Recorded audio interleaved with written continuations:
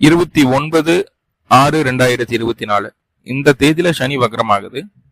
ஐப்பசி மாசம் 29ஆம் தேதி 15/11/2024 இந்த தேதியில சனி வக்ர நிவர்த்தி அடைகிறாரு. எந்த ராசியில வக்ரம் ஆகிறாரு அப்படின்னா கும்பராசியில. கும்பராசியில வக்ரமாகி வக்ர நிவர்த்தியும் கும்பராசிலேயே நடக்குது. வக்ர பெயர்ச்சி கிடையாது, வக்ரம் அப்படிங்கிற விஷயம் மட்டும் நடக்குது. இங்க சனி பகவான் வக்ரம் அப்படின்னா என்னன்னு முதல்ல புரிஞ்சுக்கோங்க. முதல்ல சனி வக்ரம் அப்படிங்கும் போதே ஒரு எடுத்துக்காட்டுக்கா சில விஷயங்களை உள்வாங்கிக்கிறது நல்லது. என்ன அப்படின்னா, 2 பஸ் போயிட்டு இருக்கு.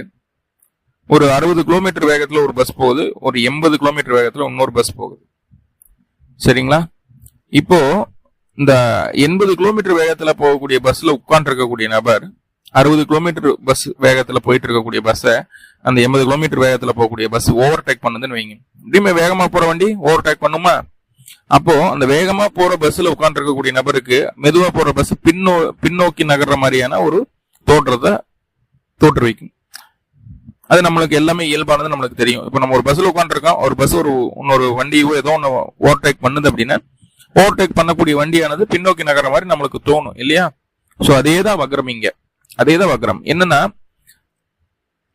சனி பகவான் அப்படின்னு சொல்லக்கூடிய கிரகத்தை பூமி கிராஸ் பண்ணி நகரும் போது, பூமி வேகமா சுத்தக்கூடிய கிரகம் ஒரு வருஷத்துக்கு ஒருக்கா சூரியனை சுத்தி வந்துடுது. சனி பகவான் சுத்தி வர்றதுக்கு 30 வருஷம் ஆகுது இல்லையா? அப்போ சனி ஸ்லோவா போற கிரகம், பூமி வேகமா நகரக்கூடியது. அப்போ அந்த சனி பகவான பூமி கிராஸ் பண்ணும்போது நம்மளுக்கு அந்த சனி பின்னோக்கி நகர மாதிரியான ஒரு தோற்றத்தை கொடுக்குது. இதுதான் அந்த சனி வக்ரம் அப்படிங்கிற ஒரு விஷயம். சனி வக்ரம் அப்படின்னா அது ஒரு பெரிய விஷயமெல்லாம் கிடையாது. ஒரு 100 வருஷத்துக்கு ஒருக்கா நடக்கிறது, 50 வருஷத்துக்கு ஒருக்கா நடக்கிறது அப்படின்ற மாதிரியான ஒரு பெரிய நிகழ்வுகள்லாம் கிடையாது. வருஷம் வருஷம் சனி வக்ரம் ஆவார். 140 நாட்கள் ஏறத்தாழ 4.5 மாசம் வக்ரம் ஆவார். 12 மாசத்துல 4.5 மாசம் சனி வக்ரமா தான் இருப்பார். சோ இது இயல்பான விஷயம், இயல்பான நிகழ்வு அப்படிங்கறத முதல்ல புரிஞ்சுக்கோங்க. சனி வக்ரம் ஆகுது அப்படின்னு சொல்லிட்டு ரொம்ப பயப்பட வேண்டாம், பதட்டப்பட வேண்டாம். ஓகே, இப்போ நம்ம அந்த வக்ரம்னா அது எப்படி பலன் தரும் அப்படிங்கறத நம்ம புரிஞ்சுக்கணும் இல்லையா?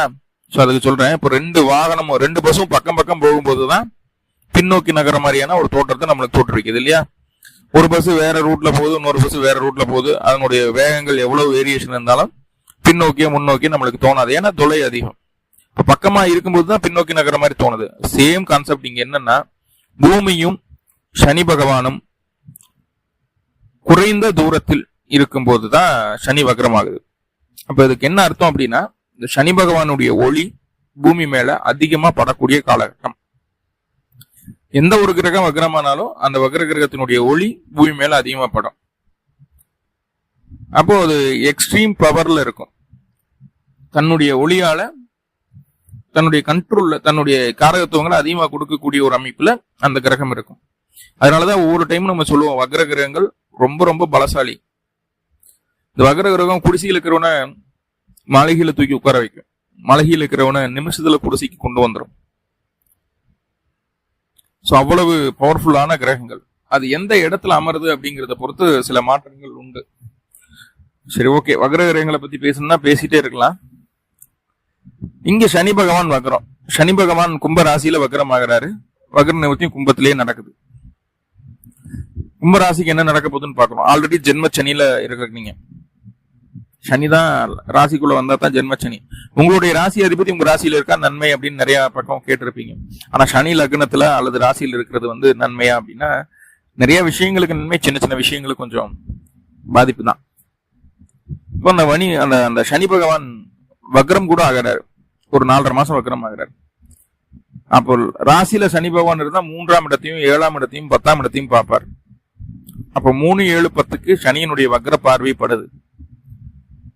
இதனால என்னென்ன மாற்றங்கள் நடக்க போகுது அப்படிங்கறத பார்க்க போறோம். முதல்ல சனி அப்படின்னு சொல்லக்கூடிய கிரகம் ராசிக்குள்ள இருந்தா என்ன, அதனால என்ன பலன், ராசிக்குள்ள வக்ர சனி இருந்தா என்ன பலன் அப்படின்னு பார்த்துட்டா, முதல்ல உங்களுடைய வேலைகளை நீங்களே செய்துக்கிறதுக்கு உண்டான வேலையை பாருங்க.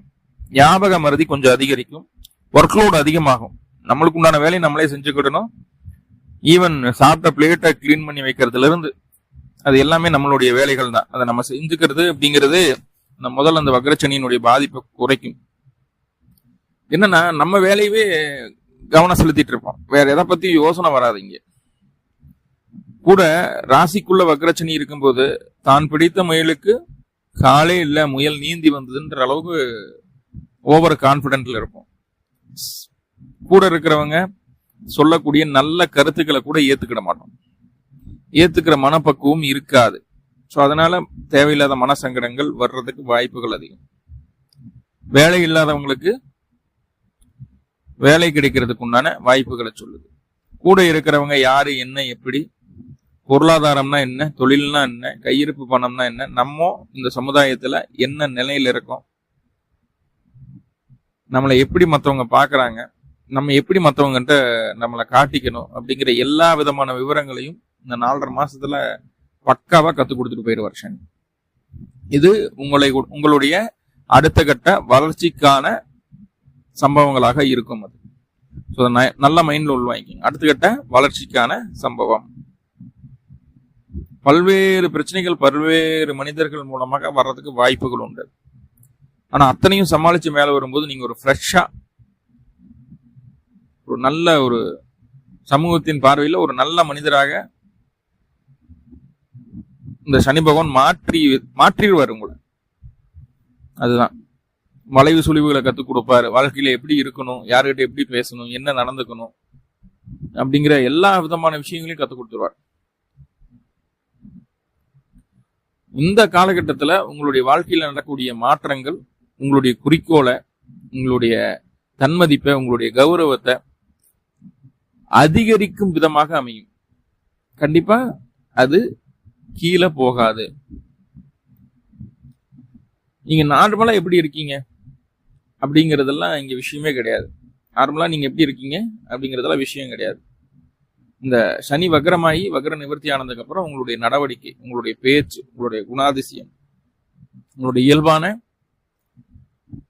தன்மை அனைத்திலையுமே மாற்றம் பார்க்க முடியும். கூட இருக்கிறவங்க முன்னையெல்லாம் நீ இப்படி இல்லையே, இப்போ ரொம்ப தெளிவாயிட்ட, ரொம்ப மாற்றம் ஆயிட்ட, ஒரு நல்ல ஒரு தெளிவு மைண்ட்ல தெரியுது, முகத்துல தெரியுது அப்படிங்கிற மாதிரியான ஒரு சில விஷயங்களை எல்லாம் நீங்க கேள்விப்படுவீங்க. வேலை வாய்ப்புகள் தேடி வரக்கூடிய ஒரு காலகட்டம். எந்த அளவுக்கு நீங்க எஃபோர்ட் போடுறீங்களோ அந்த அளவுக்கு வேலை வாய்ப்பு, நல்ல வேலையை கிடைக்கிறதுக்கு வாய்ப்பு உண்டு. குடும்பத்துல சில முக்கியமான நல்ல நிகழ்வுகள், அடுத்த கட்ட வளர்ச்சிக்கு தேவையான நல்ல நிகழ்வுகள் நடக்கும். சில பேர்த்துக்கு இந்த ஜென்மச்சனியில திருமணம் கூட நடக்கும். நிறைய பேர்த்துக்கு ஜென்மச்சனியில தான் திருமணம் நடக்குது. வாழ்க்கையில மிக முக்கியமான அத்தியாயம் இல்லையா, அது நடக்கும். சனி ராசிக்குள்ள வந்தாச்சுன்னா வீட்டுக்கு மருமகளோ மருமகனோ வந்துருவாங்க. எப்படி வச்சிருக்காங்க பாரு சனி ராசிக்குள்ள வர்றது. ஏன்னா சனி பகவான் திருமணத்தை ஏன் நடத்தி வைக்கிறாருன்னா, அவர் காலபுருஷனுக்கு 7ஆம் இடத்துல துலா ராசியில உச்சம் பெறக்கூடிய கிரகம். சில நபர்களுக்கு இருக்கிற இடம், வீடு, பழகக்கூடிய மனிதர்கள், இப்படி எல்லாமே பழக்க வழக்கங்கள், உணவு முறை, இப்படி எல்லாத்தையும் சேஞ்சஸ் பண்ணக்கூடிய வேலை செய்யும். சிம்பிள் என்னன்னா, இருக்கிற இடத்த விட்டு வெளிநாட்டுல, வெளி மாநிலத்துல டோட்டலா மாறி இருக்க வைக்கும் இந்த சனி, வக்ரச்சனி, ராசிக்குள்ள இருக்கக்கூடிய சனி. இவரு சனி பகவான் 3ஆம் இடத்தை பாக்குறாரு இல்லையா, ராசியில இருந்தா 3ஆம் இடத்தை பார்ப்பாரு. 3ஆம் இடத்துல சனி இருக்கும்போது என்னன்னா, அந்த டாக்குமெண்ட் சம்பந்தமான விஷயங்கள் கொஞ்சம் கவனமா இருக்கணும். அதுல தொழில் சார்ந்த சின்ன சின்ன மாற்றங்களை சந்திக்க வேண்டிய சூழல் இருந்துட்டே இருக்கும். மாறி மாறி மாறி மாறி சில வேலைகளை செய்துக்கிட்டே இருப்போம். சில மாற்றங்களை சந்திச்சே ஆக வேண்டிய ஒரு கட்டாயம் உண்டு.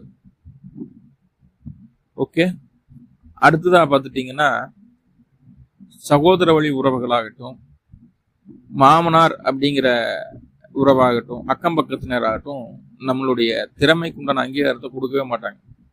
நீங்க என்னதான் உங்களுக்கு விழுந்து விழுந்து பார்த்தாலும் விழுந்து விழுந்து கவனிச்சோம், ஆமா நீ என்னத்தை பார்த்துட்ட அப்படின்னு பேச்சு வரும். அது மாமனாரெல்லாம் ரொம்ப பேசுவாங்க.